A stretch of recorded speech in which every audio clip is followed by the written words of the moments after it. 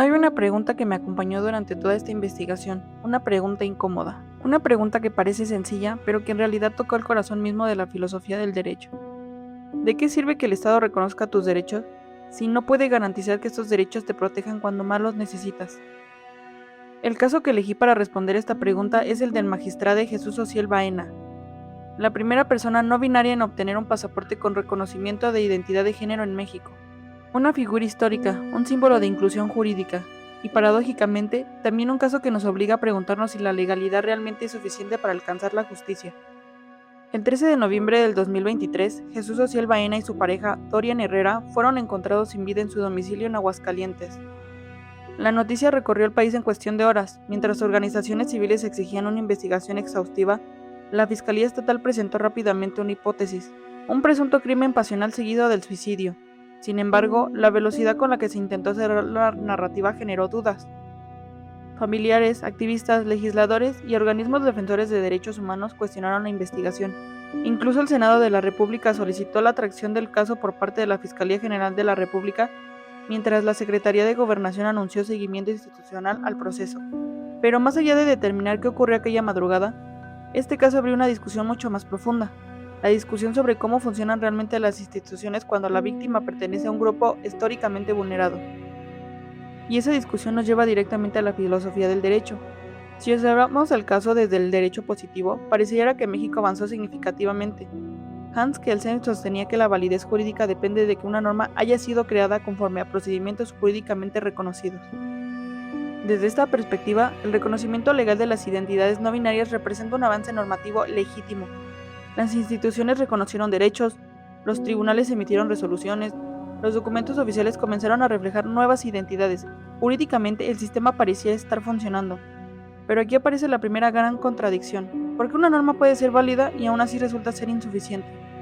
Joseph Raz advertía que la autoridad del derecho no depende únicamente de su existencia formal, sino también de su capacidad para orientar conductas y generar obediencia legítima. Y entonces surge una pregunta incómoda.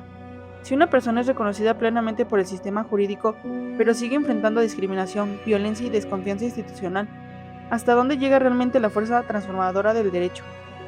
Para responder esa pregunta debemos abandonar por un momento los códigos y acercarnos a la realidad. Brian Leiter explica que el realismo jurídico se interesó menos por lo que las normas dicen y más por cómo actúan realmente las instituciones.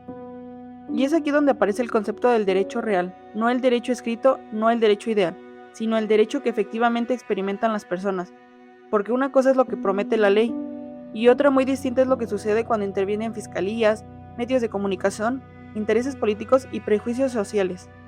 Desde esta perspectiva, el caso Ociel Baena revela una tensión profunda entre la legalidad formal y la experiencia concreta del acceso a la justicia.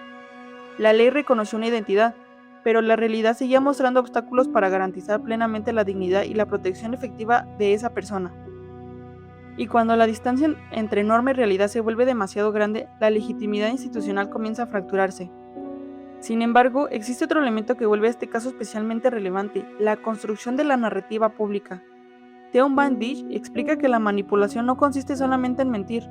La manipulación más eficaz ocurre cuando ciertos actores logran controlar la forma en que las personas interpretan los hechos. Controlar la narrativa significa controlar el significado, y controlar el significado es forma de ejercer poder. Por eso resulta importante analizar qué ocurrió después de la muerte de Ociel Baena. Durante días, gran parte del debate público dejó de centrarse en las exigencias de esclarecimiento y comenzó a girar alrededor de una explicación institucional presentada con enorme rapidez. La discusión pasó de preguntarse qué debía investigarse a preguntarse si ya existía una verdad definitiva. Desde esta perspectiva, el problema no es solamente penal, también es discursivo, porque cuando una narrativa oficial se consolida antes de que la sociedad perciba una investigación plenamente convincente, el riesgo es que el debate público se cierre antes que la propia búsqueda de justicia. Aquí aparece uno de los conceptos más importantes de esta exposición, la corrupción estructural. Normalmente imaginamos la corrupción como sobornos o desvío de recursos, pero desde los estudios críticos del derecho el problema puede ser mucho más profundo. Molina Ochoa explica que estas corrientes cuestionan la aparente neutralidad del sistema jurídico y muestran cómo las relaciones del poder influyen en la aplicación del derecho. La corrupción estructural no siempre consiste en violar una norma, a veces consiste en permitir que ciertas desigualdades reproduzcan bajo la apariencia de normalidad institucional. Óscar Correa señalaba que el derecho debe analizarse dentro de las relaciones sociales concretas que le dan sentido. Y desde esa perspectiva, la pregunta central ya no es únicamente si hubo cumplimiento formal de procedimientos. La pregunta es si las instituciones actuaron con sensibilidad, profundidad y legitimidad necesarias para proteger los derechos de una persona perteneciente a un grupo históricamente discriminado. Porque cuando las instituciones generan más dudas que certezas, el problema deja de ser individual y se vuelve estructural. Si la filosofía del derecho sirve para algo, es precisamente para evitar que la crítica termine en resignación. Por eso propongo dos alternativas concretas. La primera se fundamenta en el garantismo de Luigi Ferrajoli. Ferrajoli sostiene que el poder estatal debe encontrarse permanentemente limitado por mecanismos de control y protección de derechos fundamentales.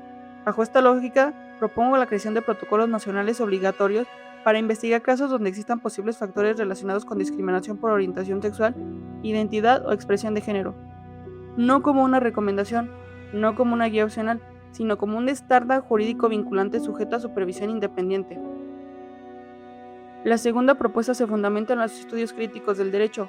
Propongo la incorporación obligatoria de observatorios ciudadanos y mecanismos externos de vigilancia en investigación de alto impacto social relacionados con derechos humanos, porque la legitimidad no se construye únicamente desde el interior de las instituciones.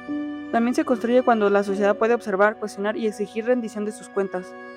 Ambas propuestas persiguen un mismo objetivo: reducir la distancia entre el derecho que existe en los textos y el derecho que las personas experimentan en la realidad. Al final, el caso de Ociel Baena nos deja una lección que trasciende cualquier expediente. Nos recuerda que la justicia no puede medirse únicamente por la existencia de leyes, tampoco por la rapidez con la que la autoridad ofrece respuestas. La verdadera prueba de un Estado de Derecho aparece cuando las instituciones son capaces de generar confianza incluso en los momentos más difíciles. Kelsen nos enseñó que la norma necesita validez. Raz nos recordó que necesitan autoridad legítima. Leiter nos mostró que debemos observar cómo funcionan realmente. Van Dijk nos advirtió sobre el poder de las narrativas. Ferrajoli insistió que el poder siempre debe estar limitado por garantías. Y los estudios críticos del derecho nos obligan a preguntar quién se beneficia cuando las instituciones parecen neutrales. Por eso, más que preguntarnos únicamente qué ocurrió con Ociel Baena, debemos preguntarnos qué revela este caso sobre nosotros, sobre nuestras instituciones, sobre nuestra democracia y sobre nuestra idea de justicia. Porque tal vez el verdadero problema no sea que existan derechos escritos que no se cumplen. Tal vez el verdadero problema sea acostumbrarnos a esa contradicción.